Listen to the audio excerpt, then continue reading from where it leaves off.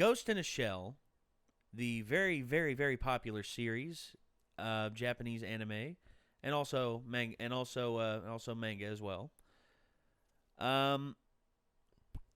is now getting a live action film, a Hollywood live action film with input from the original from the Japanese side of things as well. Good. And the main star is Scarlett Johansson. All right. Okay. First off, let me just clarify this. Mm-hmm. When it was announced that Scarlett Johansson was going to be playing the Major, there was a bit of an uproar. She's not Japanese. Yeah, it's a bit of an odd pick. But here was something interesting that happened. I forget which news outlet it was, went to Japan and interviewed people who were fans of Ghost in the Shell and asked what they thought of Scarlett Johansson playing the Major. The majority of them were very excited because they thought, well, I think she could do good as the Major. I think in terms of looks, she actually looks a lot like the Major in terms of body type and build.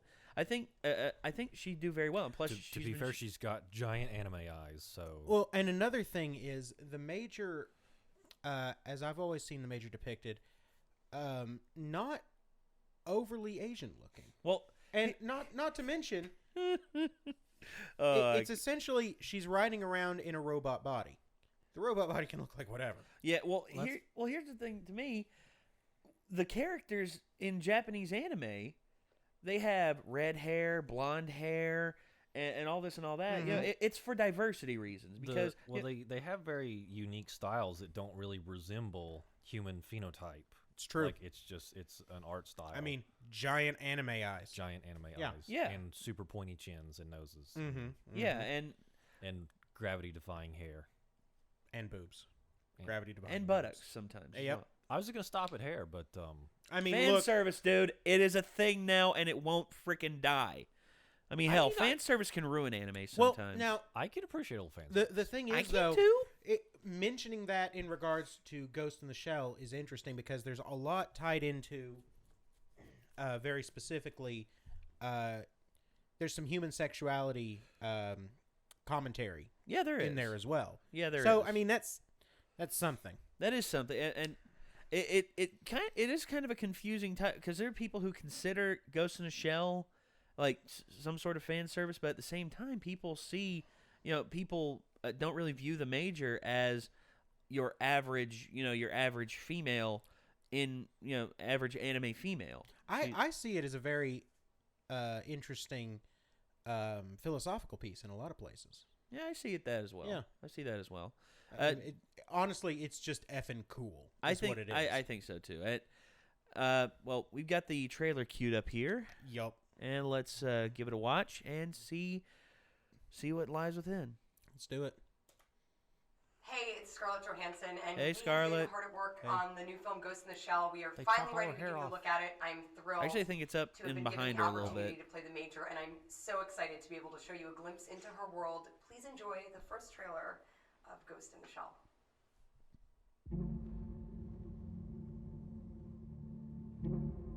Yikes. Sister location? This is Major. I'm on site.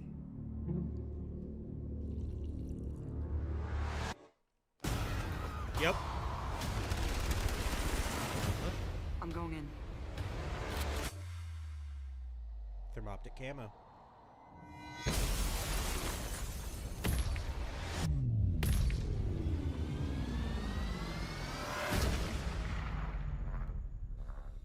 You are the first of your kind, but you're not invulnerable. Maybe next time you can design me better. Everyone around me, they feel connected to something. Connected to something I'm not. What are you?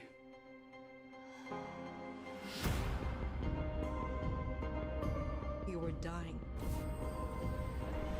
We saved you. And now you save others. Thermoptic camo.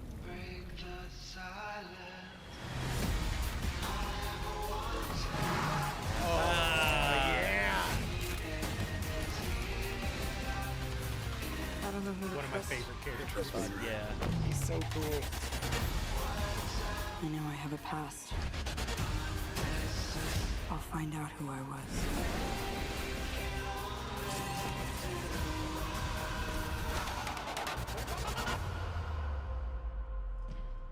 Everything they told you was a lie. Who are you?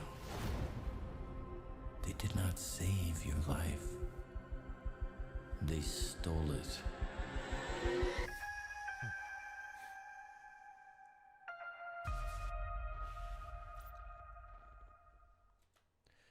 I get behind Don't it. really give a. They don't really give a time or. Nope.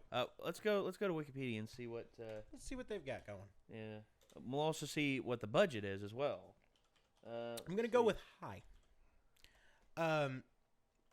Now I know that they did the thermoptic camo, the suit itself.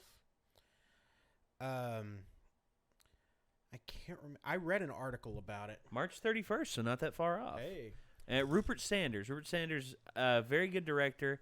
Actually directed the first. Actually directed Snow White and the Huntsman, which actually stunningly, it was actually very beautiful with its production, but just Kristen Stewart.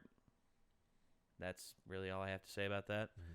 Doesn't really give how much of the budget, but Bato, I'm very glad that they are doing the way they're portraying Bato. yeah, And Like, I know nothing about this franchise, but it looks fantastic. yep. yeah, Philu Asbæk, he's Danish. Huh. Okay. Huh. Oh, Euron. He plays Euron Greyjoy. Okay. In Game of Thrones. Okay. Very nice. Very nice. Let's see. Was he the twice drowned?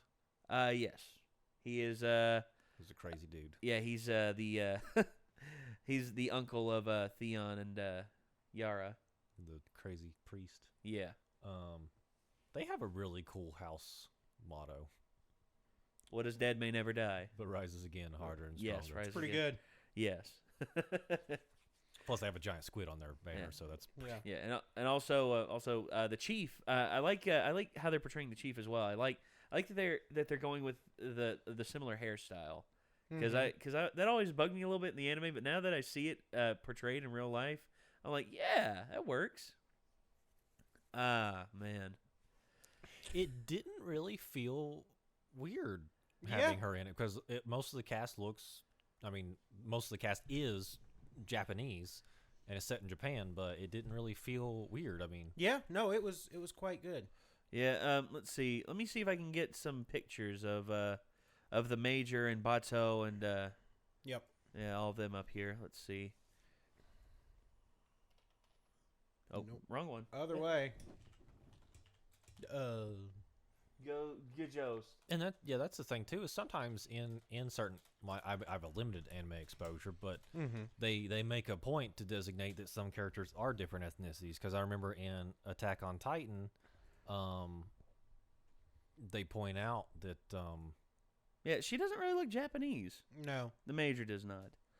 Bato.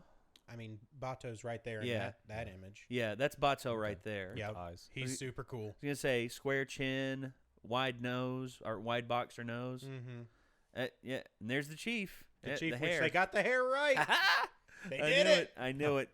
Friggin' love that. Oh, there's the. I wonder if we're gonna see the Tachikomas in it Oh, because they're the maybe they'll best. save that for later. I Yeah. think this is pretty much just an adaptation of the first film, and they weren't really that present in there. That's fair. That's Yeah. fair. It was yeah, and let's see. That's Kuze right there. That's who Michael Pitt's going to be playing. Mm-hmm. And you see, some of the cast does look. Some of the cast does really look Japanese, like Right. that, like right there, and the chief, and Yeah. Because that's like in Attack on Titan, they go out of the way to point out like Mikasa is half Japanese. yes, Because in her backstory, these guys try and kidnap her mother to sell her as a prostitute on the black market because she's the last full-blooded Asian that anyone knows about, and Yes. she's therefore expensive. And then everyone else is decidedly not Asian because that's very plainly stated. Yeah, and plus the names Aaron Yeager, right? And yeah, it's so sometimes they do point out because honestly with the art style like everyone kind of looks similar because it's stylized. Well, with anime, it's always the eyes.